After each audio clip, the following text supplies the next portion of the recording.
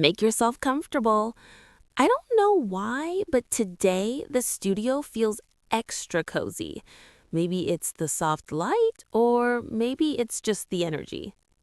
Or maybe it's because you've already had 2 cups of tea. That too. I'm in my warm and talkative mode today. That's good because we have a lot to talk about. Oh, yes, a full, real, everyday topic. Something people actually use in real conversations. Something they can practice right now. Exactly. Today, we're talking about daily routines. And not the Instagram version, the real life version, the I wake up and wonder what planet I'm on version. A very human version. Before we dive in, a small reminder, my friend. If you enjoy natural English conversations like this, don't forget to subscribe. It really helps us keep creating for you. Thank you. Now let's begin. Okay, Ben, let's start with something simple. When you think of daily routine, what do you picture? I imagine a quiet morning, a cup of coffee, a slow start, and then, little by little, the day becomes more structured. Structured? You? No way. I know, shocking. But really, I like small steps. I like knowing what I usually do at each moment. I get that. For me, routine is a mix of comfort and chaos. I like having little rituals, but I also need space to improvise. That sounds exactly like your personality. Yeah, if my routine was a drawing, it would be watercolor splashes. And mine would be a simple black and white list. So let's start with morning routines, because mornings are the beginning of everything, the place where the day decides how it wants to feel. True. So, what do your mornings look like? Honestly, I usually wake up around 7:30, but sometimes it's more like 7:50. I always have this little conversation with myself. 5 more minutes won't kill me. The universal morning negotiation. Yes. And when I finally sit up, the very first thing I do is drink water. I keep it next to the bed. That's a healthy habit. I try. After that, I check my phone. To be honest, I check it too much. Messages, news, little things. A very typical routine for many people, and easy to say in everyday English. I wake up, I check my phone, I drink water. Yes, and then I go to the bathroom, wash my face, brush my teeth, normal things. What about breakfast? I love breakfast. It's usually oatmeal or eggs, sometimes fruit, sometimes toast. And sometimes you skip it, right? Yes, but don't expose me like that. For me, mornings are a bit more structured.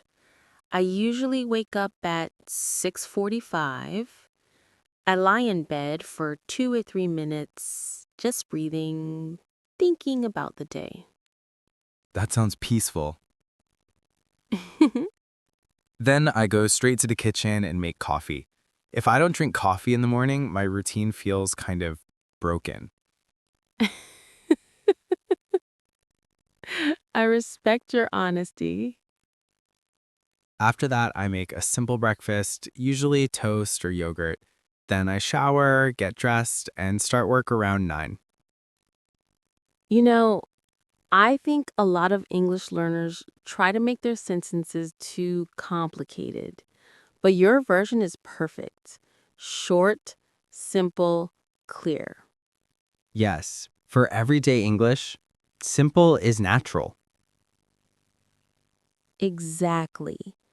Even little things like I get up, I wash my face, I make breakfast, I start work. These are the building blocks of real conversation.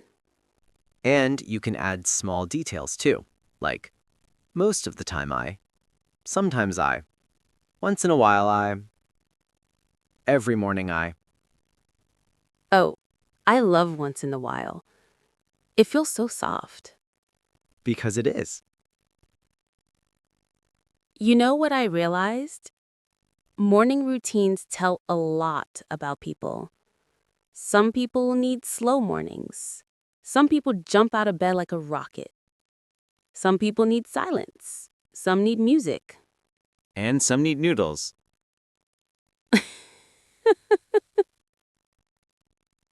Okay, you know what? I'll accept that. So let's talk about mid-mornings. What usually happens around 10 or 11 for you? I'm usually working by then. Editing, writing, replying to emails. Most of the time, I drink my second cup of tea. I'm impressed you wait that long. Well, sometimes it's earlier, but don't judge me. No judgment. Tea is your fuel. Exactly. And you? By late morning, I'm usually deep in work. I try to have one focused hour. No phone, no messages, just one task. That sounds so healthy. It's an ideal scenario. Reality is sometimes different.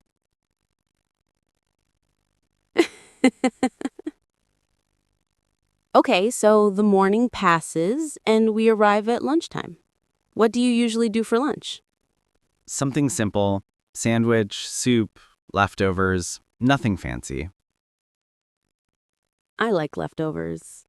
They feel like a little gift from past me. Yes, exactly. Thank you, past me, for cooking.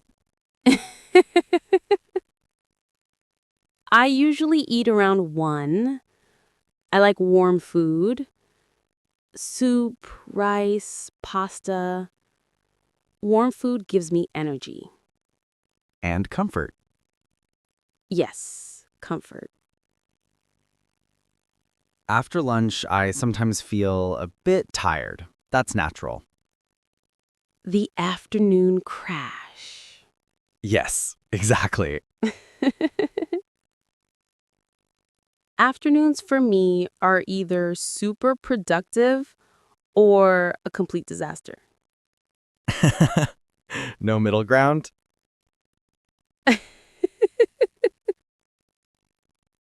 Not really. In the afternoon, I like to take a short walk, 10 or 15 minutes. It really helps me reset. That sounds lovely. And then I continue working. Very predictable of you. Yes, that's my brand.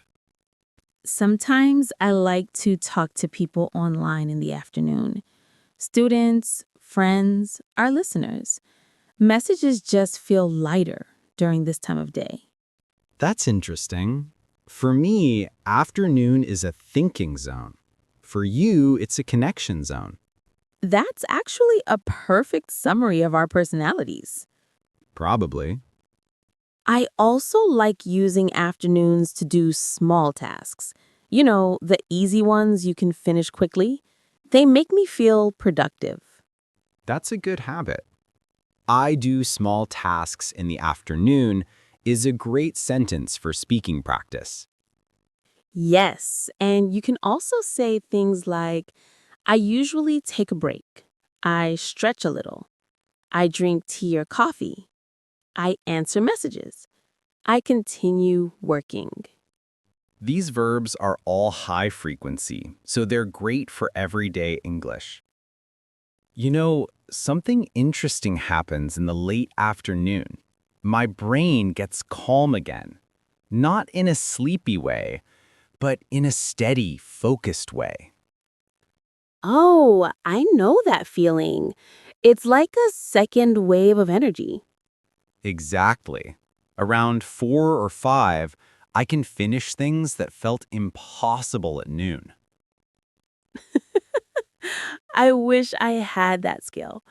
At 4 or 5, my brain is like, tea, now, please. Honestly, that also sounds like a skill. A delicious one. Let's talk about the transition into evening. I think this is where routines become emotional. Yes.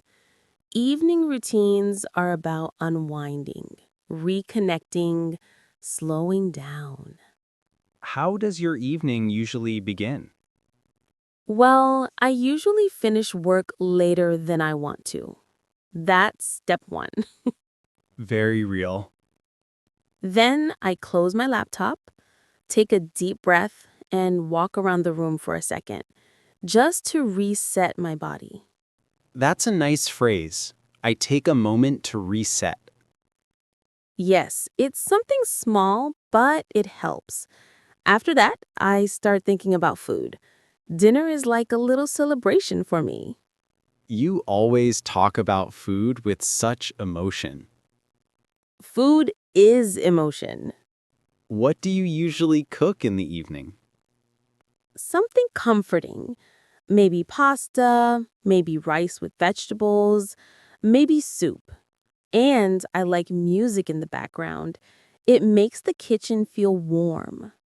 So that's your evening partnership. You and the music. Yes, and sometimes I even dance while cooking. That does not surprise me. Not even a little. What about you? What's your evening routine? I usually finish work around 6 or 7. Then I step away from my desk on purpose. I don't stay in the same spot. That makes sense. I go for a short walk, sometimes 10 minutes, sometimes 20. It helps me switch from work mode to home mode. That phrase is so useful. Work mode and home mode. Yes, learners can use it easily. After the walk, I make dinner, usually something simple. Then I eat, sometimes watch a series, sometimes read. And sometimes fall asleep on the sofa? Yes, sometimes that happens too. After dinner, my routine becomes slower. I like to talk to friends or call my mom or send voice messages. You're a voice message person. Guilty. It's just easier for me to talk than type. That's actually a really natural sentence for everyday English. I usually send voice messages, or I call my friends in the evening. And then, when I feel heavy and sleepy, I start my bedtime routine. Walk us through it. Okay. First, I wash my face. It's like telling my brain, we're done for today. Then I brush my teeth, put on comfy pajamas, drink a little warm water or tea. That sounds very cozy. It is. And then I try not to scroll on my phone. Sometimes I read instead. Try is doing a lot of work in that sentence. Yes, it is. My evening routine is simple. Around 11, I get ready for bed, stretch a little, clean my glasses, and then I read for 10 minutes. That's such a Ben thing to do. Reading for 10 minutes. 10 minutes is enough. After that, sleep wins. You know, we often talk about routines like they're boring, but they're not. They're stories. Yes, they're life in small pieces. And everyone's routine is different. Some people wake up early, some late, some eat breakfast, some skip it, some work at home, some go to the office, some exercise, some don't. And all of those differences make a conversation interesting. Exactly. When you talk about your daily routine, you're not just giving facts, you're telling someone who you are. And for English learners, that's powerful because daily routine vocabulary is used everywhere in real conversation, in small talk, in speaking practice, and in everyday English. Oh, I just remembered something funny. What? One time I said, I usually wake up early, and my best friend shouted from the other room, No, you don't. Exposed. Yes, completely. That's another lesson. When you describe your routine, be honest. Usually means most of the time. It doesn't mean every day. And sometimes is your best friend. Yes, sometimes I wake up early. Much safer. Speaking of morning, let's talk a bit about the emotional side of starting the day. Mornings can be very personal. Some people need silence, some need music, some need coffee. And some need 20 alarms. I wasn't going to say it. But it's true. Waking up is a skill. Yes, and you can describe that skill easily in English.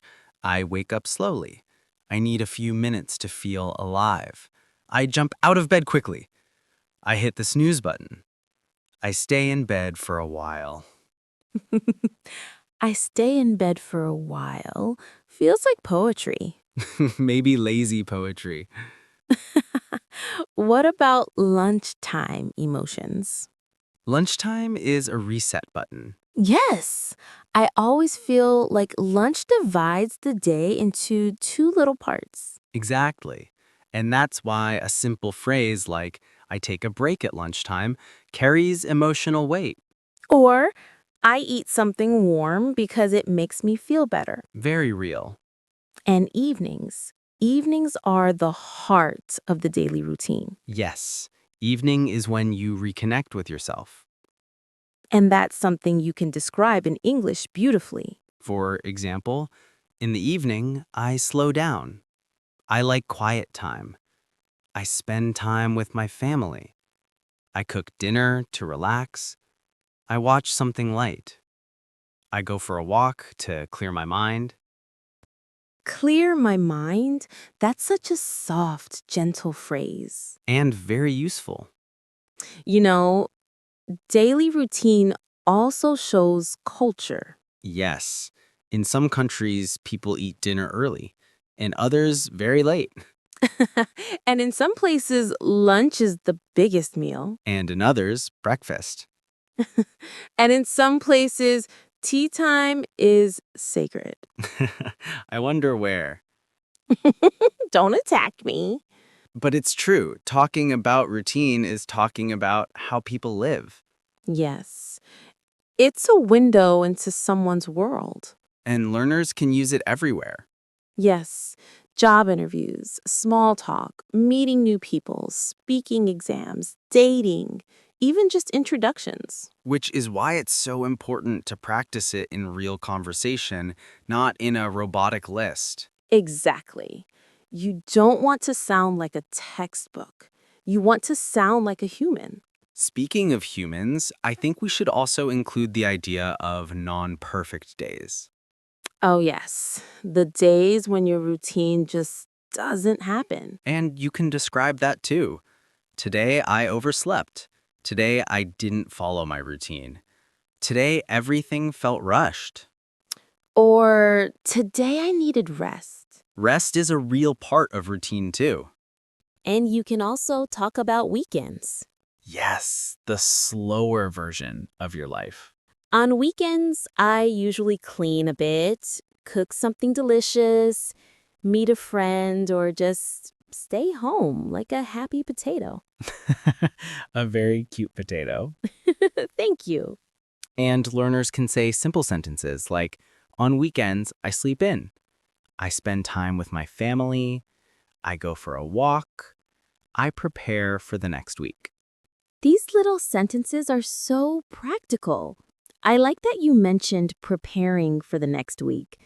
It's such a simple thing, but it really changes the feeling of Monday. Yes, exactly. If I take 10 minutes on Sunday night to plan my week, just a few notes, nothing big, Monday feels lighter. That's a really good phrase for our listeners. I prepare for the week ahead. Or I plan my week on Sunday evening. These are such natural sentences for everyday English. You know, we've talked about the actions, the habits, the rhythms, but I think a routine is also a feeling. Yes. A routine is a place inside your day where you feel grounded. Exactly. Grounded, stable, calm, even if the rest of the day is wild. My routine makes me feel safe. Even the small things, making tea, washing my face, lighting a candle in the evening. Mine too. Coffee in the morning is not just coffee, it's a signal. You're starting. You're here. You're okay. Mm, that's beautiful. Thank you. I think for English learners, daily routine is more than vocabulary. It's a path into the language. Yes. When you talk about your routine, you talk about real life. You talk about things you do every day. That makes speaking easier because you don't need to invent anything. And you repeat the same verbs again and again. Wake up, get up, go to work, make dinner, watch TV, go to bed. And this helps the language become automatic. It becomes part of your mind. Yes, like brushing your teeth. You don't think about it anymore. So true. I think we should do a little mini exercise now.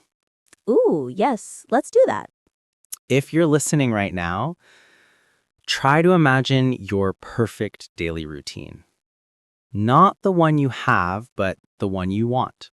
Yes, the routine that feels gentle, healthy, comforting.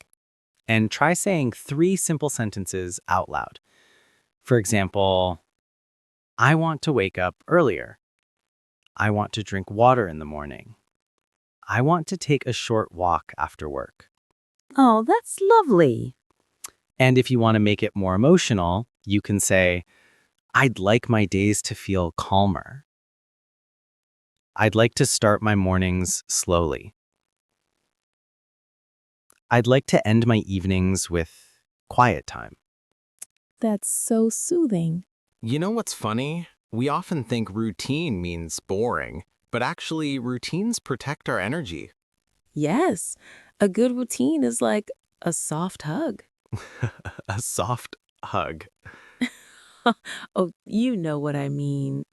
And there's another cultural detail learners might not know.